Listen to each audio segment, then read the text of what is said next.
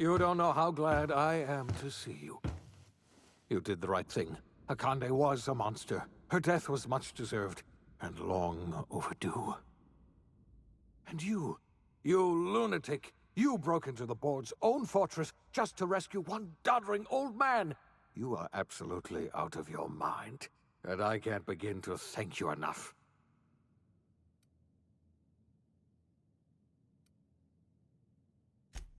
I know, my friend, I know. And now it's finally over. The board's finished. It's only a matter of time before the entire system slips from their grasp.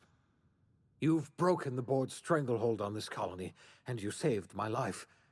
But there's still so much we have yet to accomplish. You and I are going to have to work harder than ever to save Halcyon. I'm afraid the situation is far worse than any of us ever anticipated.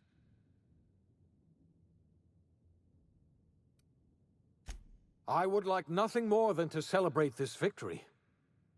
Earth has gone dark. We haven't received a single message in 3 years. There's been no communication, no signal.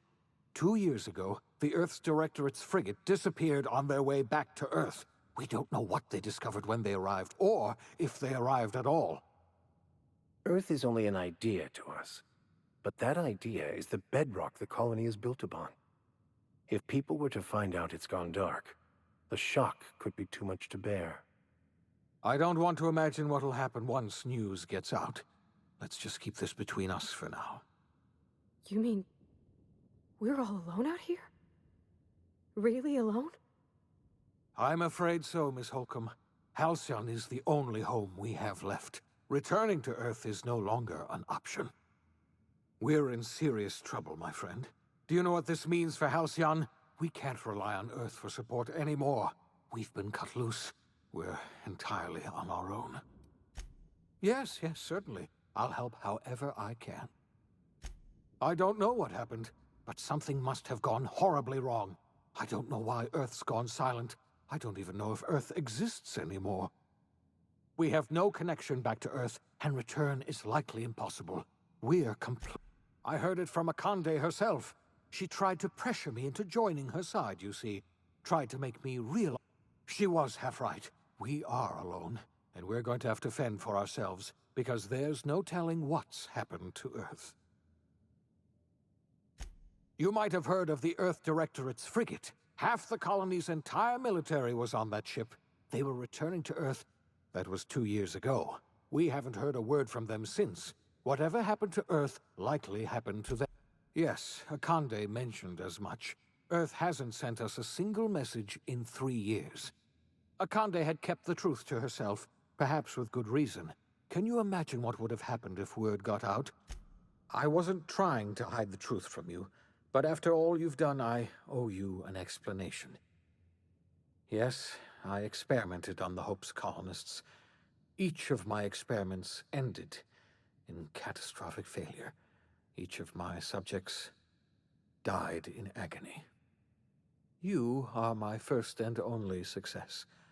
I didn't tell you about the others because I didn't want to burden you. My failures are my own to bear. I'm not asking you to forgive me.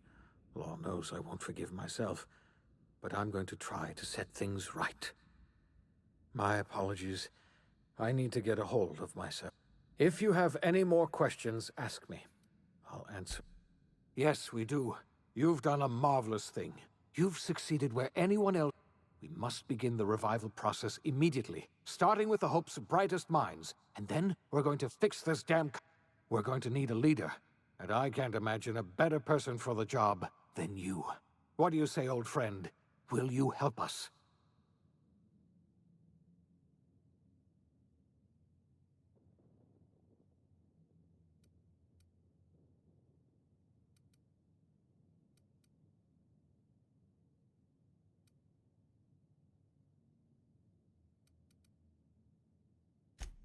The chairman? I don't know why you let that heartless creature live, but I'll have to trust your judgment. You're the best thing to ever happen to Halcyon. If you want to take it upon yourself to lead this colony, you have my support. We're not a colony any longer, are we?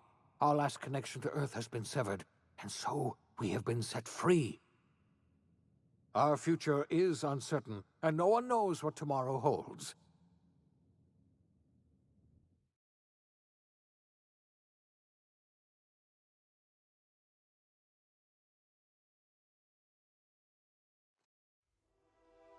The OSI teaches that everything in the universe happens according to the grand plan. But the stranger that arrived in Halcyon was an unplanned variable. From the moment he landed in Emerald Vale, his actions altered the course of history. The events on Tartarus brought about the end of the board's authority. But the board's mistakes would haunt the colony for decades to come. The damage they left behind would require the work of a generation to repair. Dr. Phineas Wells began reviving a handful of the Hope's colonists: engineers, scientists, technicians, and intellectuals. They were among the brightest minds the Earth had ever sent out into the stars. The Hope scientists and engineers woke up in a colony descending headlong into total collapse. With no way to return to Earth, they had no choice but to band together and devote themselves to the cause of saving Halcyon. The people of Halcyon were nothing if not hardy.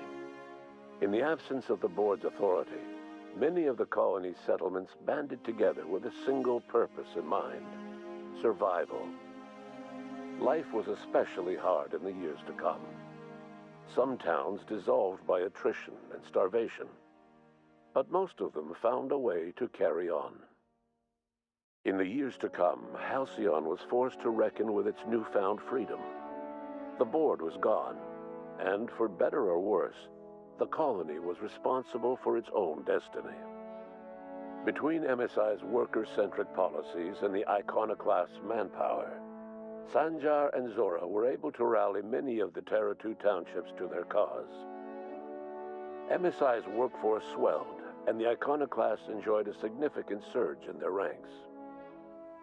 The board was too distracted by infighting and internal politics to stop MSI from becoming a powerful corporation and a refuge for townships that might have fallen through the cracks. Sublight Salvage adapted to the changes in Halcyon, shifting their business model to suit the times. Their claims of legitimacy were scrutinized, but ultimately unquestioned. Lilia Hagen would continue to protect her family as ruthlessly as ever. The collapse of Edgewater left its workers bereft of any purpose in life. Most of them made their way to Adelaide McDevitt's camp, hoping to ingratiate themselves into her favor. Adelaide accepted only a few to her community. The rest were turned away and likely died of starvation. Nevertheless, Adelaide's camp grew into a well-established town. Adelaide McDevitt refused to cooperate with the ongoing effort to save Halcyon from collapse. A sympathetic deserter stole a copy of her research and delivered it to the Hope's scientists. It is unclear how useful Adelaide's research was. An optimistic estimate suggests her work may have bought Halcyon another few years of survival. Adelaide would never know. She died that winter. Under the leadership of Junlei Tennyson, the Groundbreaker held firm against corporate influence. The ship's mechanical stability gave Junlei the time to educate a promising generation of engineers schooled in her family's traditions. The future of the Groundbreaker looks promising. The rediscovery of the Hope and the abandonment of the lifetime employment program forced Byzantium to come to terms with some uncomfortable realities about the state of Halcyon. While Byzantines were reluctant to surrender the luxuries they'd grown accustomed to, the board's diminished authority gave them little choice in the matter. Nearly everyone had to learn to make do with less.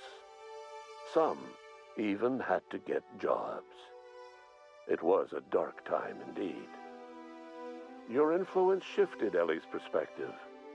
She finally admitted, albeit grudgingly, that she just might need other people. Sometimes. With a steady income from the life insurance payouts, she was finally able to afford a ship of her own. She hired a small crew and flew supply missions to communities on the fringe. Some of them were even legal.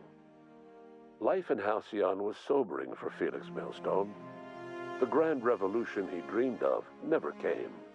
There was no great awakening for the colony, no celebrations in the streets. There was only the hard, desperate work of trying to repair a broken colony.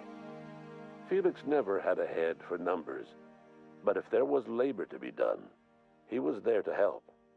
Eventually, Felix realized that the work of a revolution was done with two hands. As much as he enjoyed his adventures aboard the Unreliable, the vicar, known as Max, eventually decided that it was time to move on, to live out the life he had sought so long to create.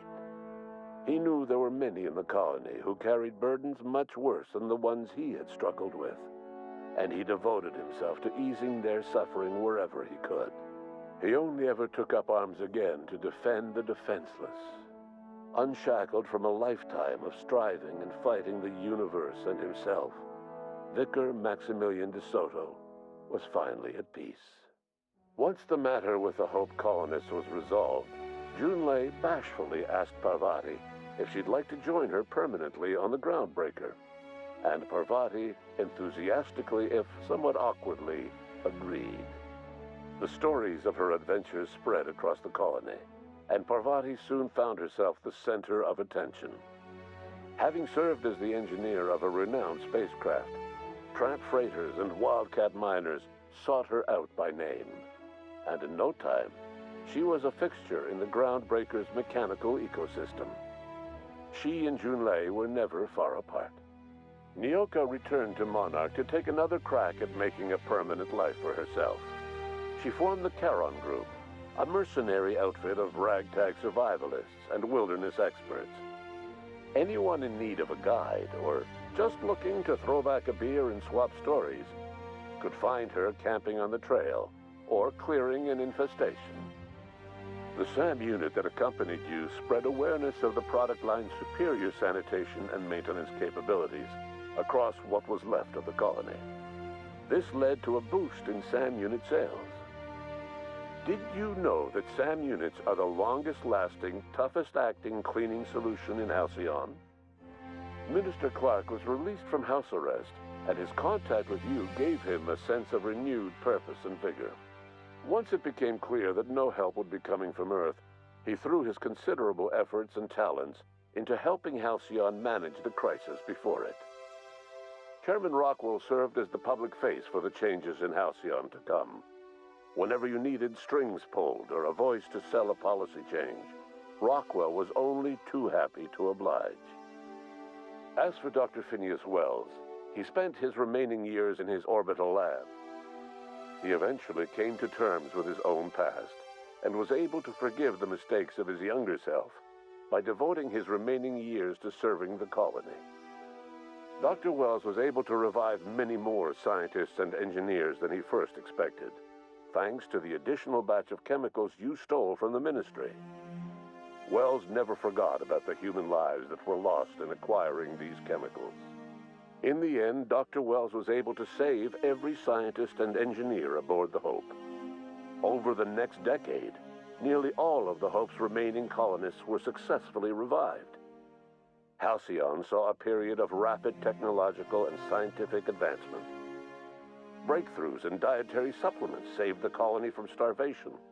Geoengineering projects and social reforms began to change the structure and character of the colony. Dr. Wells laid the groundwork for the project to save the colony, but he would never live to see the fruits of his labor. He passed away a few years later. His work was carried on by the scientists and engineers he revived. Today, Halcyon has stabilized. The people of the colony work hard to adapt to their new circumstances. Nearby colonies send aid and supplies. Life will never be easy in Halcyon, but for the first time in its history, there exists a sense of real, genuine hope about the future. And what about you, the unplanned variable in the history of Halcyon? You brought an end to the chaos on Tartarus and made Chairman Rockwell your own puppet, a role he was all too eager to play. The colony never realized you were the true power behind the new administration. By acting vicariously through agents and third parties, you controlled Halcyon from the shadows. As a result, Halcyon survived the turbulent years that were to follow. No one knows what's happened to Earth, and no one knows what the future has in store for Halcyon. All we know for certain is this: the name of the Unreliable and that of its intrepid captain will remain the subject of countless stories for years to come.